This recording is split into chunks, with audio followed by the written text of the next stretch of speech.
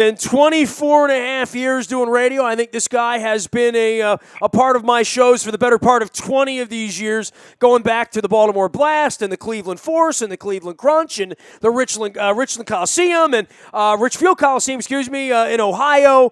He is of Cleveland. He's the longtime voice of sports radio in Cleveland at ESPN Cleveland. You can find him out on Twitter. He is a very, very, very happy man here this week.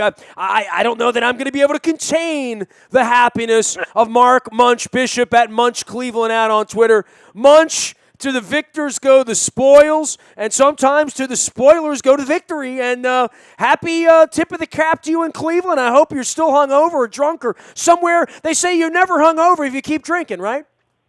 You know what, brother? You definitely do. However, you'll understand this because of my various and sundry duties. I have celebrated lately with ice water, iced tea, and coffee.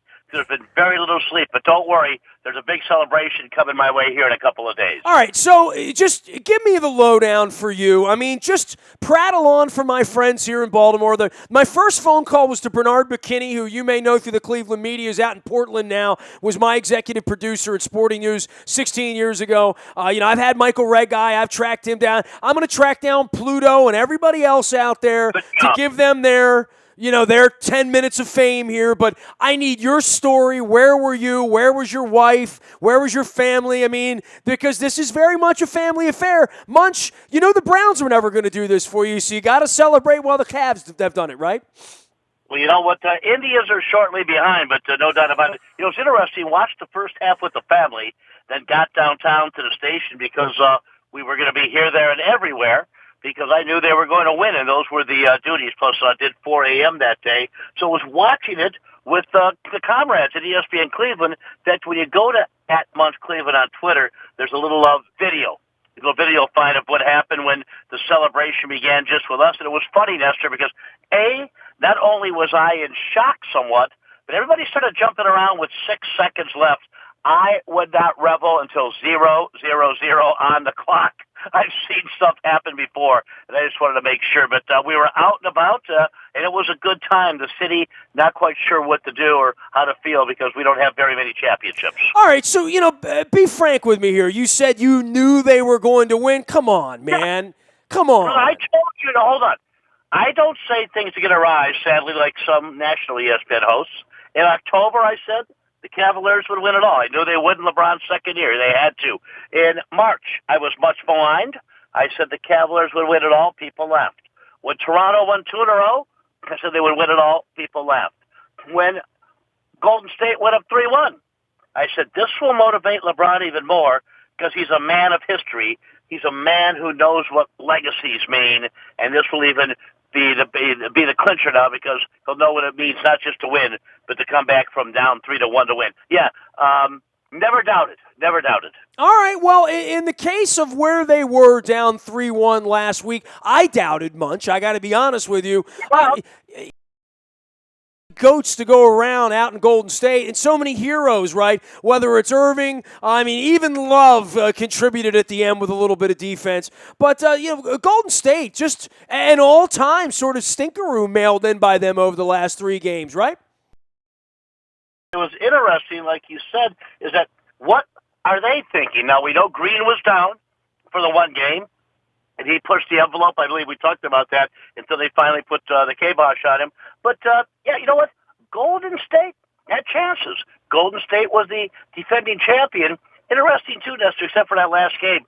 They were all double-digit games, so they weren't even that close. And for the Cavaliers to win 3, 2 of them convincingly, makes it even more interesting. But, yeah, you got to point a lot of fingers at Golden State and say, what the heck happened there?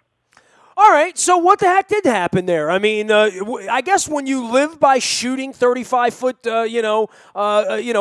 there's a reason no one's done that and actually won, but they that way. But when that goes cold, and you don't really have the inside game that you want to have, you lose championships, right? There's no doubt. And here's the thing, too. Think about it. It didn't get cold for 73 regular season games. And how many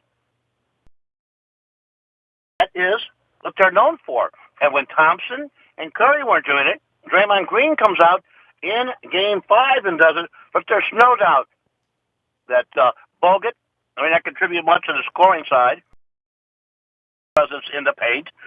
Iguodala, his back was off, but, that is part of the game.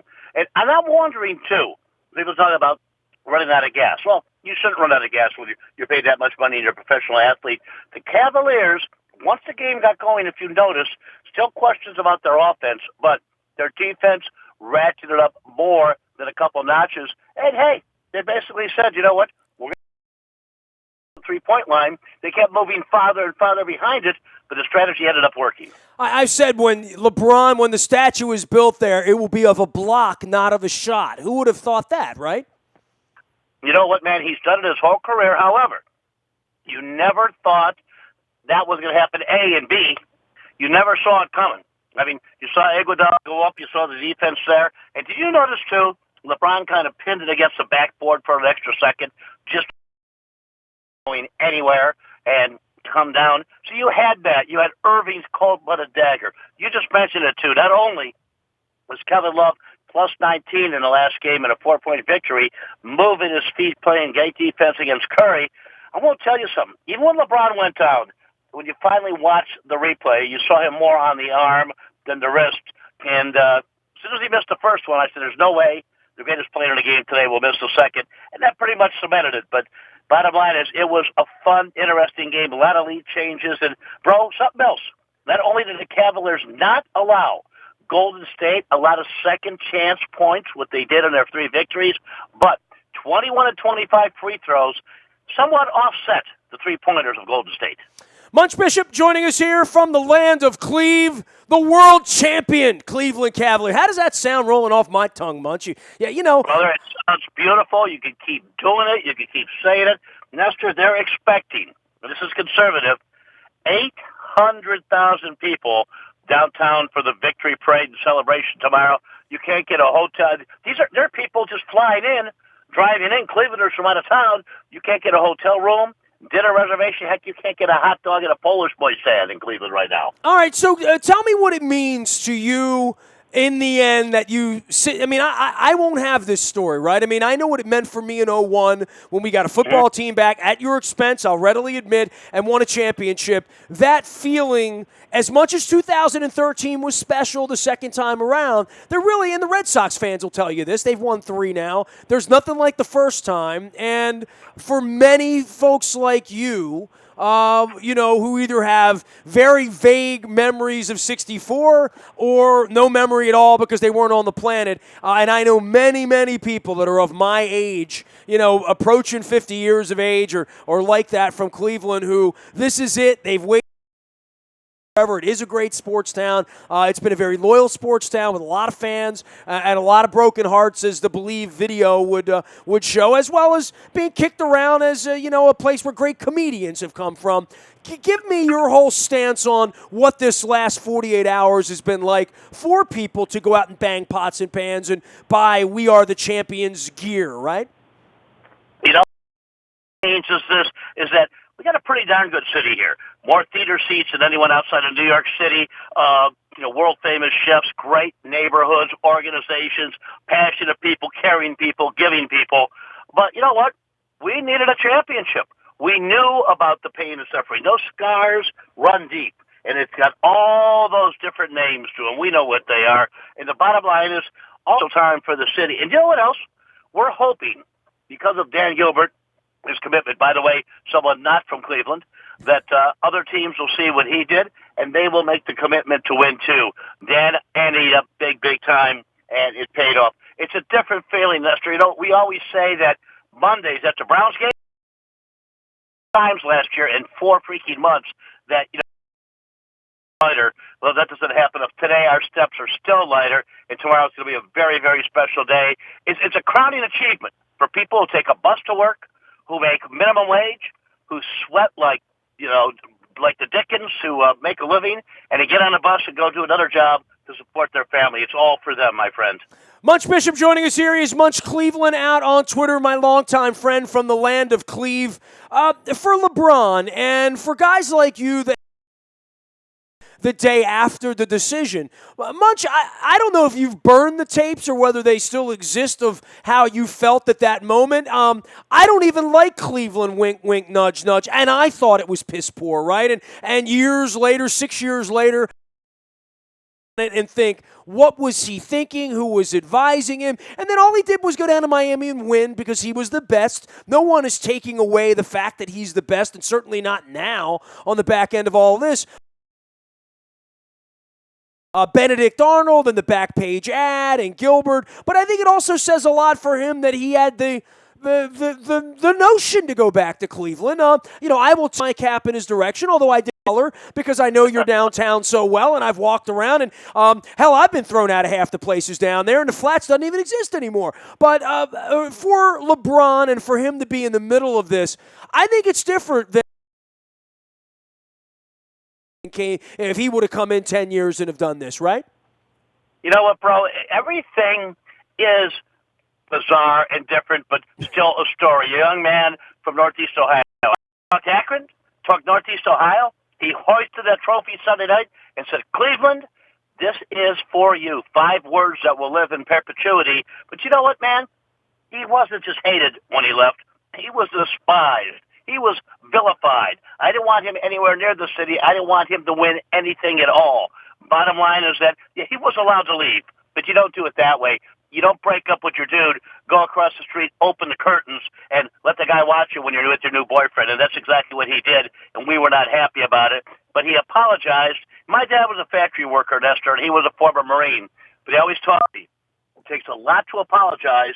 It takes even more to accept an apology. Well, it all has worked out. Now, it's like a little bow. It's like a little Cleveland storybook, isn't it? I mean, it's like a nursery rhyme, something you'll be telling, for generations here. I hope you soak it in. I'm happy for you. I'm happy for everybody out there that we've had our fun here a couple of times at your expense, and certainly since the Ravens have won some championships here. But I'll be watching from here, and you've already started running the Indian smack, Munch. Oh, bro, you know what? There's no doubt they win the Central. We'll see if they can do anything from there. They're pretty good. Enjoy the parade. Soak it all in. Enjoy it. I want you to enjoy it. I want to see some great pictures, and I know you put some stuff up on Twitter. But share it with me, Munch. Share that title with us here, all right? You got it. I've been saving a nice victory cigar for tomorrow, too. Definitely going to torch it up. I want to see a picture of that, too. You got it, buddy. Munch, be well. There he goes, Munch Bishop, my longtime friend from Cleveland. And believe it or not, I have a lot of friends from Cleveland. And believe it or not, they all kind of want to be on the show this week to preen about a little bit. And I'm going to give them preen here in the middle of June because they won. And they just didn't win. They won in this ridiculously signature come-from-behind 3-1 way. So as much as this will be a dark segment of my history watching a parade in Pittsburgh one week and a parade in Cleveland the next week, y'all, I mean, we've had 2 pretty monstrous parades around here. I'm good. I'm not going to be the one that hates the other side. Now, I don't want to see Indianapolis win or Pittsburgh win or Cleveland win, but when they win, you tip the cap, you have a little sportsmanship, One day the U.S. will even win the World Cup. I'm just making that up. But, hey, they were just making it up when they said Cleveland was going to have a parade too, right? You can find me out in the Bio Toyota Audio Vault 24 hours a day from anywhere in the world on your mobile device by downloading the TuneIn Radio app. We come in crystal clear from wherever you are. Also, don't forget, the morning newspaper is the best way to stay in touch. Every morning at 7 a.m., we reach with the morning newspaper. It's all brought to you by Planet Fitness and PlanetFitness.com. Still $10 a month to get in the best shape of your life. And last but never least, breaking news happens first on the WNST Tech Service. It's all brought to you by Coons Ford of Security Boulevard. We have our big WNST Rock Week coming up. I've been editing around the clock here. From REO Speedwagon, or Jonathan Cain from Journey, or the Red Hot Chili Peppers and Anthony Kiedis, or Peter Buck from REM. A lot of my rock and roll stuff from back in the 1980s when I was covering music at the Baltimore Sun. Be getting that out for you the week of July 11th. The hashtag is WNST Rock Week. You can always reach me nasty at WNST.net. I'm on Twitter, Facebook, LinkedIn, Snapchat, Instagram, and even in Cleveland. Anywhere you are, we are. WNST.net, AM 1570, and WNST Towson, Baltimore. And we never stop talking Baltimore sports.